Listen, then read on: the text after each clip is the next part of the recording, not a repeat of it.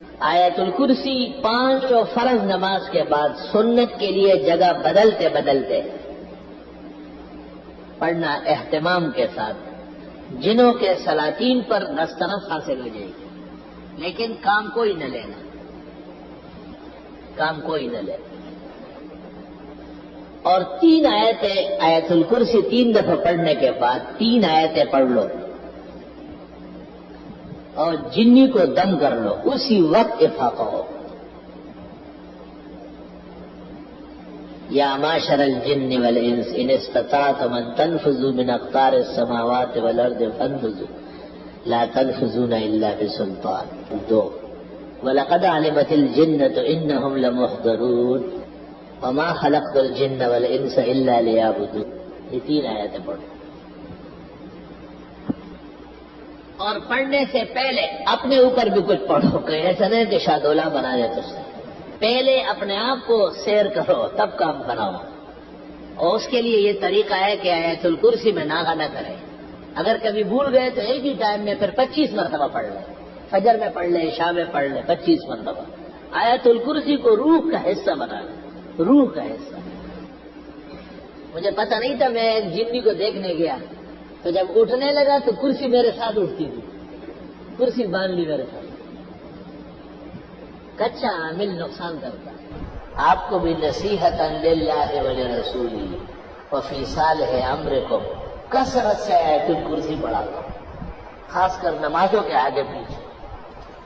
سنا ہے کہ کم از کم 10 مرتبہ روزانہ ہونا چاہیے، اور 100 مرتبہ تو پھر تو آپ کو وہ حاکم الجن مانے، اپنا بادشاہ مانتے۔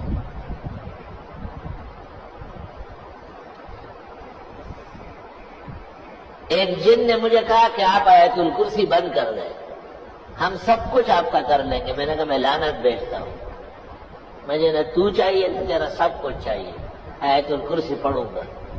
اور میں نے اس دن 100 کی جگہ 300 مرتبہ پڑھی۔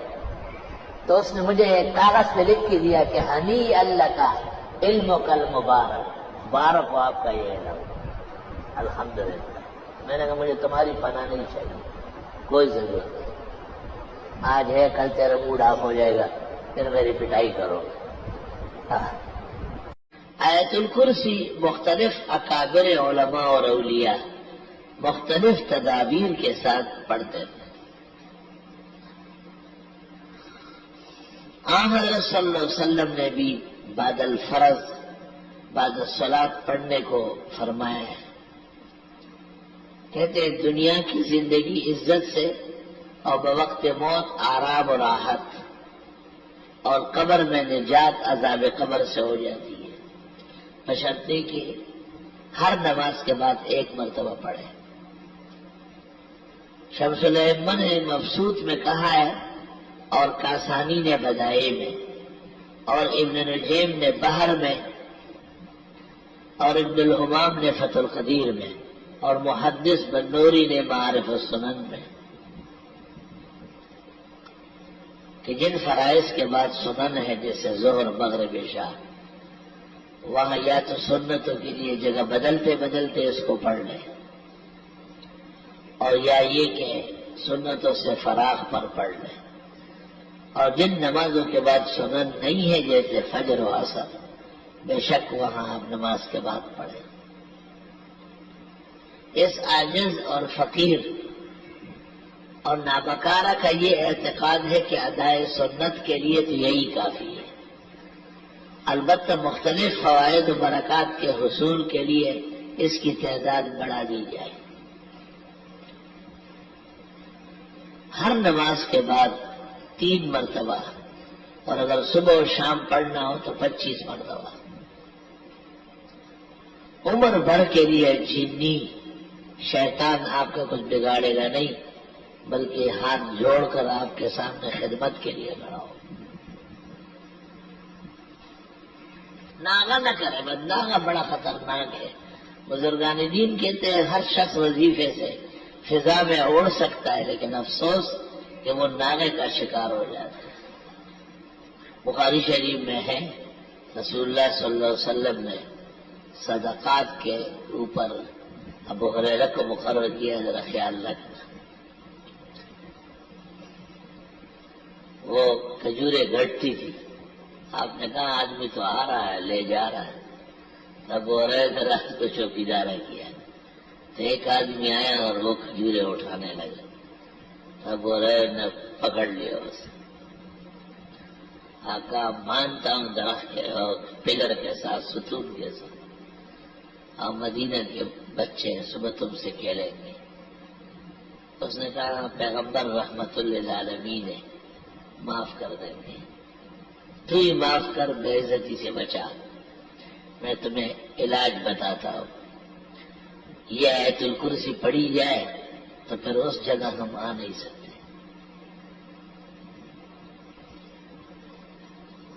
طویل قصہ ہے، میں نے مختصر کیا. 2-3 دفعہ کہتا نہیں آتا، وہ پھر آتا. تو جب اس نے آیت الکرسی بتائی اور ابو ہریرہ صبح حضرت کو بتایا تو آپ نے فرمایا کان کذوبا وقال صادقا. تھا تو جھوٹا، لیکن آیت الکرسی کی جو فضیلت بتائی کہ اس کے پڑھنے کے بعد وہاں شیاطین نہیں آ سکتے یا جنات نقصان نہیں کر سکتے، یہ ایک سچی بات ہے اور حقیقت ہے. بعض لوگ کہتے ہیں کہ ہم پڑھتے ہیں اور فائدہ نہیں ہوتا. اس کے کئی وجوہات ہیں. یا تو اعتماد پورا نہیں ہے. ہندو اور سکھ کتابیں چھاپتے ہیں تو ان کو فائدہ تھوڑا ہی ہوگا. منافقین آیات پڑھتے تھے تو انہیں کیا فیض تھا. اور یا یہ کہ وہ طریقہ نہیں جانتے. اور فائدہ یقین کے درجے میں ہے. اس کا طریقہ یہ کہ دیکھو، ایک آدمی نے 1 چمچہ چینی پیالی چائے میں ڈالی تو چائے میٹھی ہو گئی. لیکن اگر وہ 1 چمچہ چینی پورے پتیلے میں ڈالے تو میٹھی ہوگی. اگر 1 کپ دودھ آپ 2 کپوں میں ڈالے تو نظر آئے گا. لیکن اگر آپ 1 کلو دودھ 100 من پانی میں ڈالے تو پتہ بھی نہیں چلے گا. اس لیے علماء کہتے ہیں 11 مرتبہ پڑھو، صبح و شام پڑھو، 3 دفعہ پڑھو.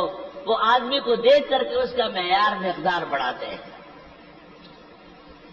میں نے خواب دیکھا ابھی 2-3 سال میں کہ 2-3 جنات ہیں اور مجھے کہتے ہیں تم کیا ہمارے خلاف ہر وقت باتیں کرتے رہتے ہو، ہم تمہیں سیدھا کر دیں گے.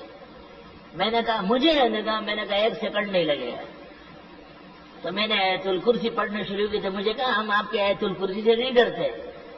میں نے چٹ پٹ 3 مرتبہ پڑھی تو وہ ہلنے لگے جیسے فالج والا گر رہا. میں نے جو 2 مرتبہ اور پڑھ لی تو وہ گر گئے اور گندی قسم کی بدبو دھواں نکلنا شروع ہوا.